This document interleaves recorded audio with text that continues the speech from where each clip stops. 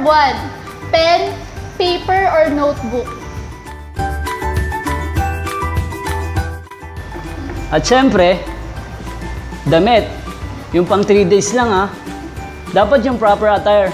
Huwag yung may eksay, malamig sa Baguio. Also bring your own toiletries, like toothbrush and toothpaste, your shampoo, and also your body scrub. Isa sa mga pinaka-importanting dadalhin ay syempre ang ating almusal.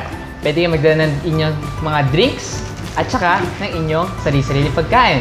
Huwag nyo kakalimutan yan ha, wala kayong kakainin sa umaga.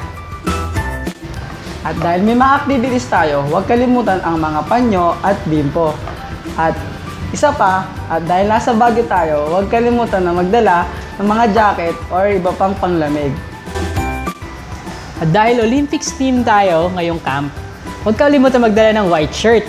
Yung pwedeng madumihan, mamantsahan, at siguro yung hindi nyo nang magagamit. And of course, huwag kalimutan magdala ng sporty attire.